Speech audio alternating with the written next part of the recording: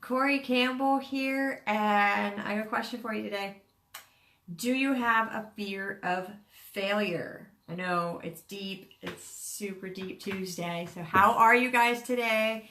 Comment down below and tell me where you are tuning in from. I'd love to connect with you for that.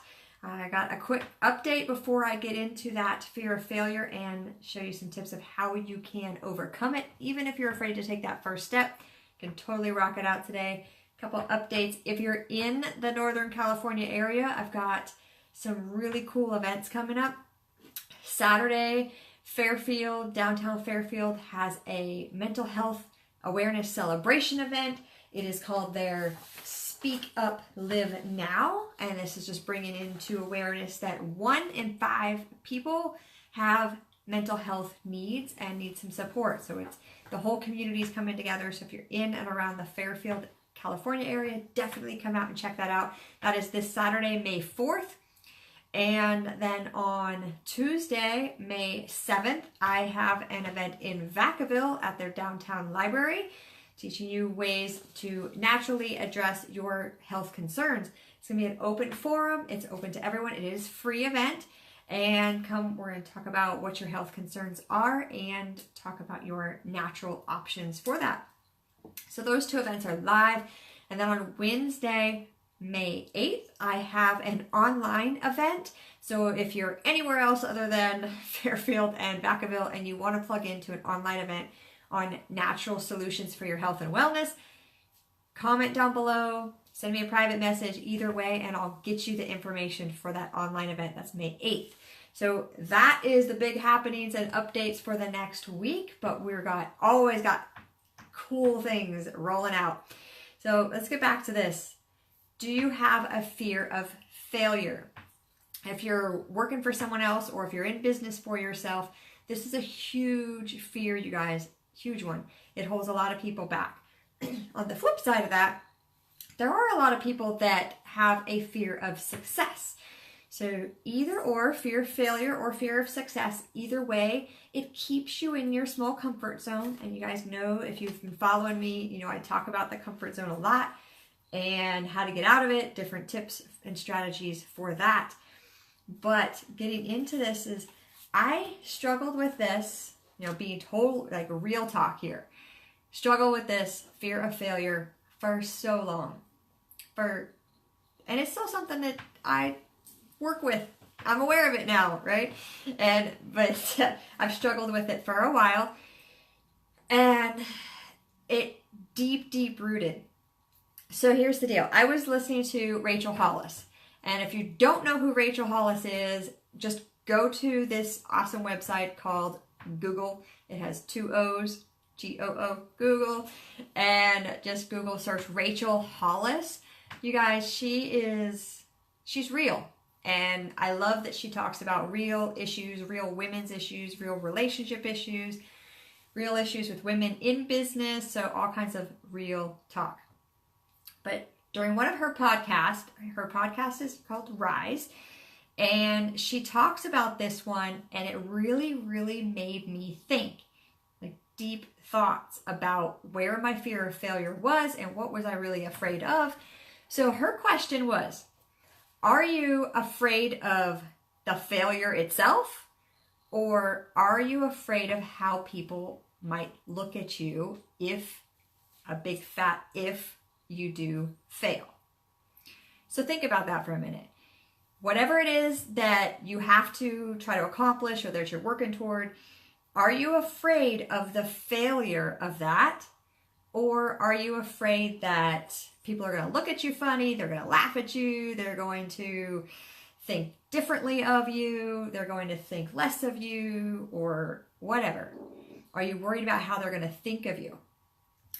And that resonated deep with me. I don't know about you, so comment down below and tell me either or, because this is all of us getting real. But for me, it was about how people would look at me, because on top of the fear of failure issue, I also have this battle of not enoughness.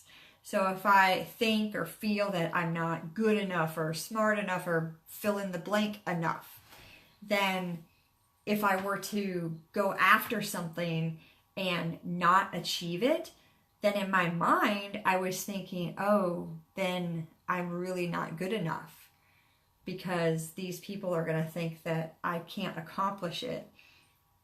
So that's what was holding me back. So this big question for you guys to ponder for yourself is, do you fear the failure itself, or do you feel how people are going to look at you or think of you?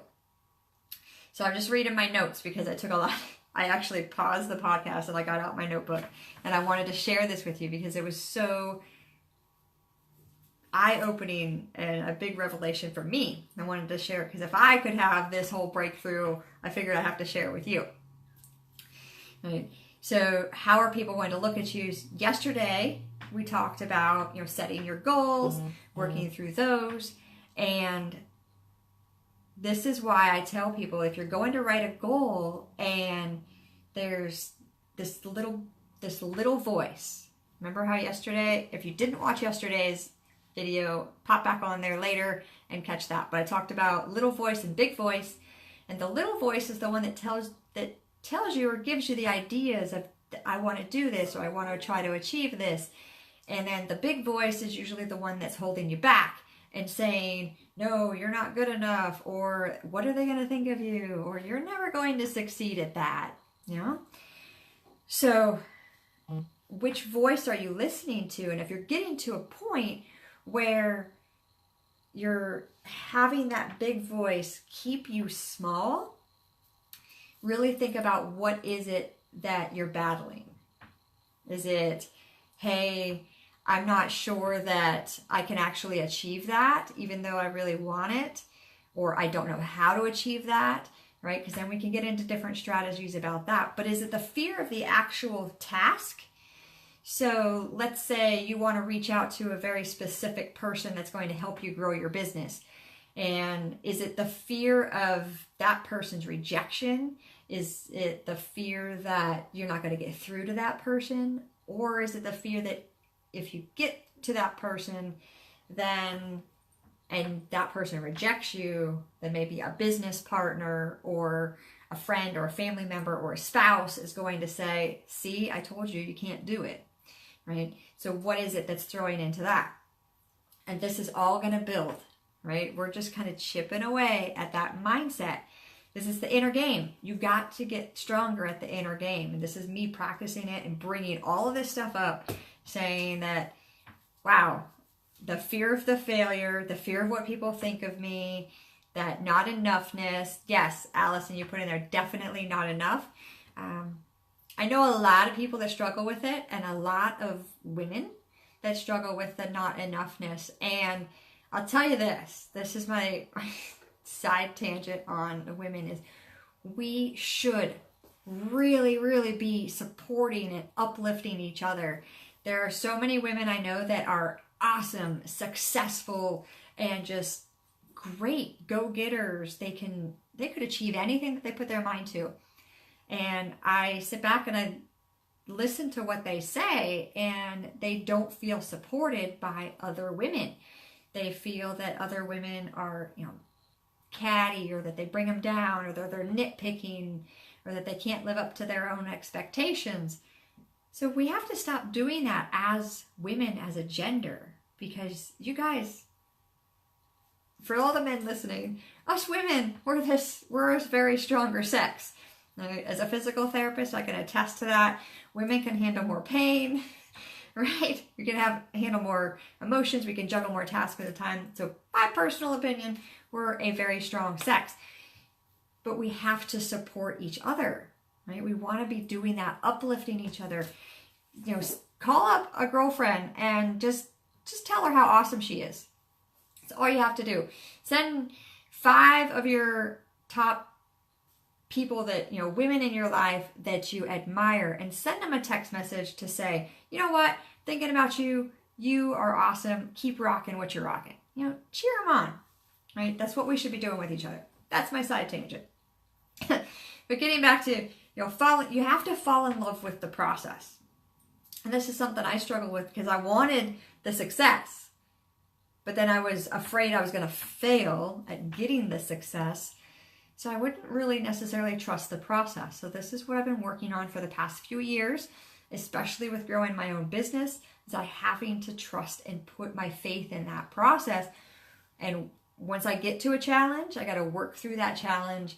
And once I get this new idea and I feel the fear, I pay attention to the fear, I analyze the fear, and then I break the fear down little by little.